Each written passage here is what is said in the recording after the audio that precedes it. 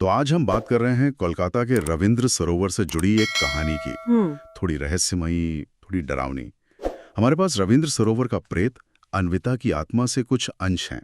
इन्हीं के जरिए हम इस कहानी की तह तक जाने की कोशिश करेंगे। हाँ, और ये जगह भी अजीब है। दिन में देखो तो एकदम शांत, खूबसूरत। बिल्कुल, लोग आते हैं, आराम करते हैं, लेकिन जैसे ही शाम ढलती है, हाँ, सूरज डूबते ही माहौल बदल जाता है। वीरान लगने लगता है। और रात में तो वहाँ रुकने की इजाजत भी नहीं है। मतलब सिर्फ नियम नहीं है, एक डर सा है वहाँ। सही कहा, एक अनकहा सा डर। और सबसे अजीब बात तो ये है कि कहते हैं लगभग हर हफ्ते हाँ, वहां से कोई ना कोई लड़का या आदमी गायब हो जाता है। और पुलिस के पास कोई ठोस सुराग नहीं होता। कुछ नहीं, बस वो सीसीटीवी वाली बात, एक धुंधली सी परछाई। हाँ, पानी में झांकती हुई, जैसे कोई लड़की हो। उफ। और यही चीज, मतलब दिन की शांति और रात का ये खौफ, ये विरोधाभास ही इस जगह को और ज्यादा रहस्यमयी बनाता है। और यहीं से वो कहानी शुरू होती है, अन्विता की आत्मा की। हाँ, अन्विता। कहानी जाती है 1997 में। सरोवर के पास एक पुरानी कोठी थी कहते हैं, वहीं अन्विता रहती थी। बहुत खूबसूरत थी ऐसा बताते हैं। लेकिन उसकी कहानी खूबसूरत नहीं है। समाज का दबाव और प्यार में धोखा। हाँ, ये बातें सामने आती हैं। और जो सबसे दुखद बात है वो ये कि बदनामी के डर से ऐसा कहा जाता है कि उसके अपने ही परिवार ने, हाँ, कथित तौर पर उसकी जान ले ली। ये तो बहुत ही भयानक है। मतलब परिवार ने ही? कहानी तो यही इशारा करती है, भरोसे का कत्ल। और अब लोग मानते हैं कि उसकी आत्मा, जिसे इंसाफ नहीं मिला, वो वहीं भटकती है, कोठी और सरोवर के आसपास। और निशाना कौन होता है? रात में अकेले लड़के। किंवदंती तो यही कहती है कि वो पहले बहुत प्यार से बात करती है, अपनापन दिखाकर। शायद वैसे ही जैसे उसने कभी किसी पर भरोसा किया होगा। लेकिन फिर अचानक सब बदल जाता है।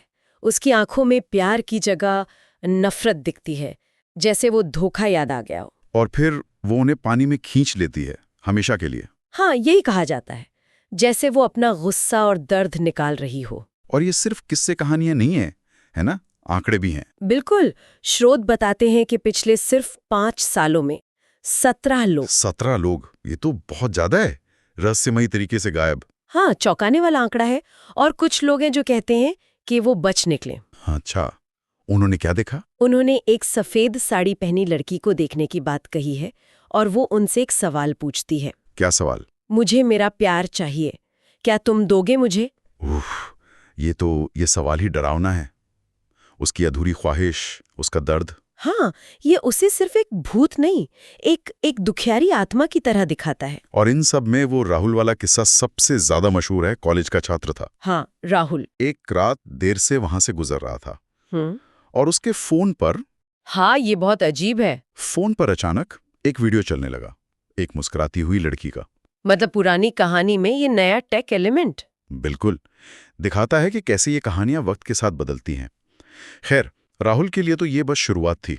हाँ, क्योंकि वीडियो बंद होते ही वही लड़की सचमुच उसके सामने। बाप रे। और उसने राहुल से पूछा, आवाज में दर्द था, कहते हैं, पूछा, तुम भी मुझे छोड़ दोगे उन सब की तरह? और फिर?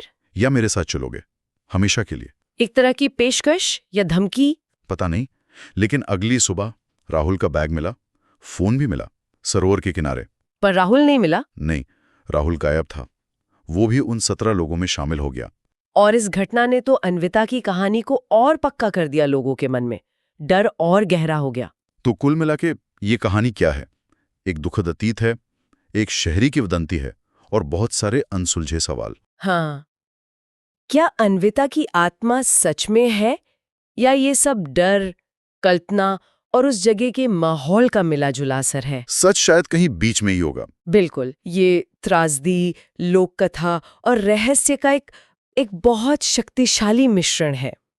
अन्विता की कहानी याद दिलाती है कि कुछ जख्म कितने गहरे हो सकते हैं। और सोचते हैं तो एक सवाल जरूर मन में आता है, क्या वाकई प्यार में मिला धोखा, समाज की नफरत, अधूरी इच्छाएं, क्या इनमें इतनी ताकत हो सकती है कि वो किसी की जान लेने के बाद भी उसकी कहानी को इस तरह जिंदा रखें, एक डरावनी किंवदंती बनकर जो सालों साल लोगों को डराती रहे? ये सोचने वाली बात है कि दर्द और अधूरी इच्छाएं मरने के बाद भी कितना असर रख सकती हैं।